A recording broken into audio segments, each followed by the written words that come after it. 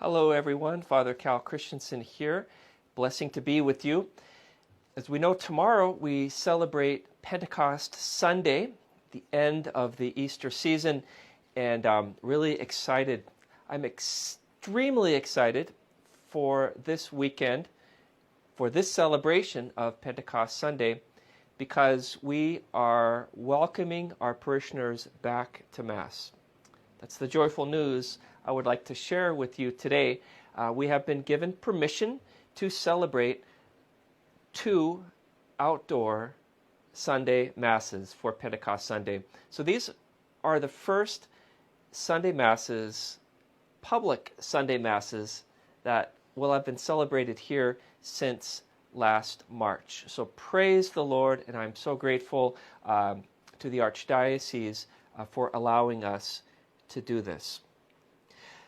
However, it's very important for us to know that as we return to Sunday worship, of course we're taking it very slowly, that worship experience is going to be different. It's going to be very different than how it was before. And I think we know that. I think our society, generally speaking, has changed. I think we are all doing things a little bit differently. Well, doing things a little bit differently will be experienced by all of us when we return to Mass. So I wanted to explain what's happening this weekend, and very importantly, explain what we need to know, especially for those who are coming to Mass this weekend and who will be coming to Mass in the following weeks. So it's very important that we sort of have a good sense of what to expect and what will be expected of us as well. So first and foremost, I'd like to say that what's happening this weekend is that we are celebrating 2 outdoor Masses. Each Mass will have no more than 100 people. The first Mass will be celebrated at 11 a.m. This is the English Mass. The second Mass will be celebrated at 1 p.m., and this Mass will be celebrated in Spanish. The Masses will be celebrated in the inner courtyard of the schoolyard. Many people have been asking, well, what are we going to do if it rains, right? Well, we think of everything here at St. Pius X. The chairs are going to be placed underneath the eaves in the inner schoolyard. So that means that where people will be sitting will be a place that will be protected from the rain. So very important that we know that. But still bring your umbrellas. I think we're going to need this, right? And also, it's very important to know that live streaming will be continuing. We'll probably be doing live streaming for months to come, if not as a permanent addition to our way that we worship on Sunday. Because, of course, there's so many people who will continue to be shut in, people who are ill, who are at an age, at a place in their lives where they won't be able to come to Mass. We want to continue to reach out to them. So live streaming will continue in the coming weeks, months, and perhaps years to come. Also, it's important for us to know that a general dispensation from Sunday Mass obligation remains in place. So very important that we know that. So we're not obliged to come to Mass, that our bishops have given us that general dispensation. Secondly, it's important to know that anyone attending Mass does so at their own risk. So vulnerable, at risk, and otherwise concerned persons should remain at home. Those who attend should be made aware of government regulations regarding potential mandatory quarantine if a fellow attendee subsequently tests positive for COVID-19. So we'll go over those things in just a moment.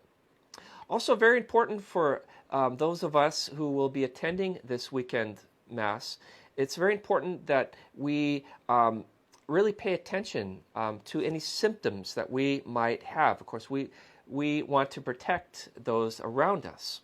So anyone who has even the slightest symptoms or feelings of sickness must remain at home. Okay? It is strongly encouraged that each person conduct a voluntary self-assessment of their health as a precondition for attending Mass. Okay? It's also very important to know that those who are attending this Mass have pre-registered. Okay, so it's not a first come, first serve in terms of people showing up Sunday morning, but rather we need to pre-register for Mass. And so we do that through our parish website. So you simply go to our parish website, find the link for registration, and simply follow those prompts. As you can imagine, both of the weekend masses this weekend filled up, I think, within an hour and a half. It was pretty amazing. So obviously there's a great hunger, right, for the Eucharist out there. So this weekend's masses are filled, but for the coming weeks, of course, we'll continue this online registration as long as we need to do so. Okay, so simply going to our parish website, finding that link for registration for Mass, and follow those prompts. So when you find that link, you will find a whole number of screening questions, right? So it's very important that we look at those and answer those questions and do a self-assessment. Very, very important that we're familiar with those COVID symptoms. And if we're exhibiting any of those at all, we need to stay home, okay? Because again, that general dispensation from Sunday Mass remains in place, okay? So very important that we look at all of the pertinent information that we provide for you on that link for registration for Sunday Mass, okay? So those are some very general principles for us to be aware of prior to coming Mass. So what will Sunday Mass look like? It's a very good question. It's not going to be the same as it was. As we know, as I said earlier, everything in society is different right now. And so that difference will, of course, continue in our Mass experience, our Sunday worship experience. So first and foremost, as I mentioned, this is an outdoor Mass, and it will be celebrated in the gymnasium, in the inner courtyard of the school. The gymnasium is where we will be entering, okay? So the entry for the gymnasium, for the Mass, will be in the gymnasium, okay? And we will have ushers there. There should be some hospitality ministers there, okay? And the ushers are going to be basically having a list, and all of those who have pre-registered for the Mass will be on that list, okay? And so you simply come up to the entrance. The usher will be there to check you off, okay? And also to be sure that you've kind of done a self-assessment, that you're aware of those symptoms, those possible COVID symptoms, and are basically answering no to those symptoms. Basically, you're symptom-free, you're healthy, you're able to come in to Mass, okay? Also, it's important that everyone coming to Mass must wear a mask. That was an optional dimension to Sunday worship coming from the Archdiocese on Wednesday, but our Governor Jay Inslee kind of made a last-minute change there on Friday. So everyone coming to Mass will have to wear a mask.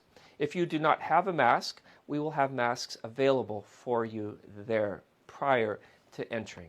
Okay? And then entering into Mass, you will simply walk through the gymnasium and you will enter into the inner courtyard of the school. And you will see chairs set up, again, under the eaves. So we need to maintain social distancing as well. Very, very important that social distancing is maintained from the beginning through the Mass and at the very end of Mass as well. In fact, that social distancing has to remain in effect until you actually return to your car. Okay, so that means we can't congregate. There's going to be people there at Mass that you haven't seen perhaps for months, and we're going to want to hug. We're going to want to all those things. We're going to want to, congregate. We're going to want to be with each other, right? We're the body of Christ. We love each other. That's who we are. That's what we do. But not for this weekend. Okay, it's very important that we maintain a social distancing all the way to our car. Again, we're not out of this COVID crisis quite yet. And so we need to be sure that we're maintaining a safe environment, right? From the beginning through and at the end of Mass. Okay, so very important that we maintain that. Okay, so ushers will be there. We'll be sure that we have lots of gel to ensure that our hands are being sanitized. And that, of course, is if you don't have your own gel. Okay, so very important that we're aware of that.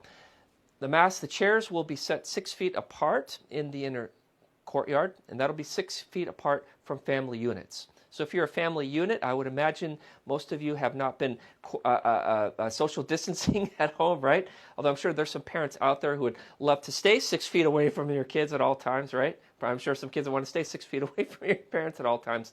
But I think for the most part, family units have not been social distancing.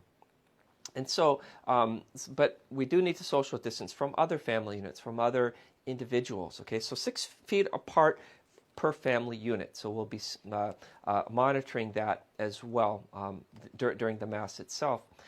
Some principles during Mass.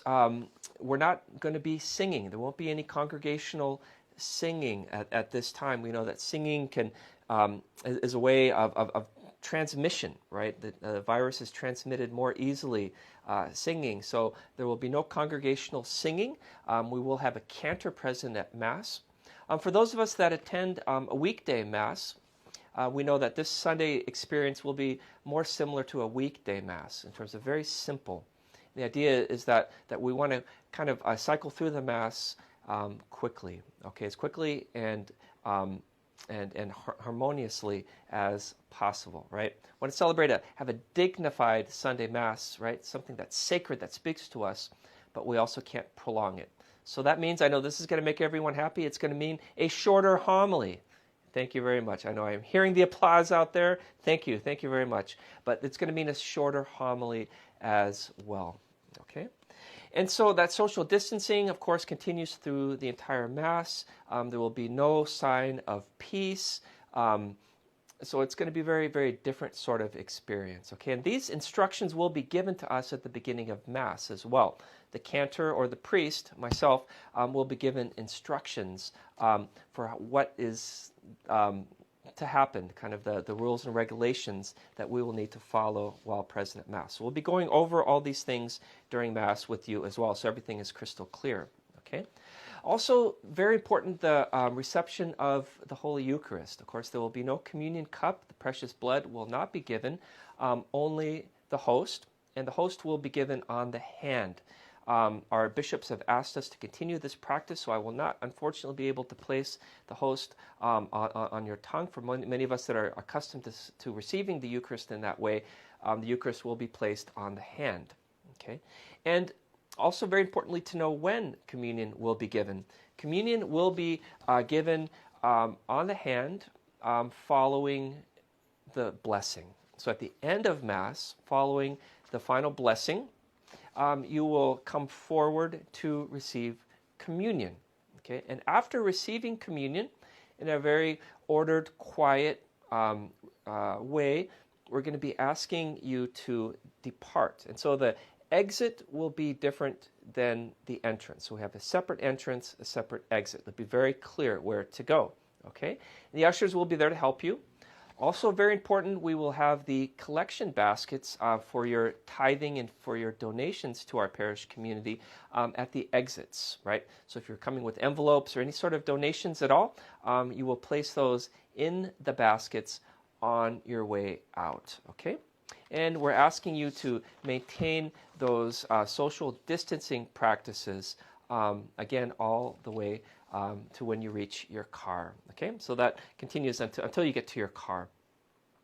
So those are some very general principles when we get to Mass this weekend, and for those of you attending Masses in the future, we'll see that it is a very different experience, but we're going to be welcoming, joyful, and praising the Lord to our utmost ability, because of course we're joyful because Masses are now returning to St. Pius X.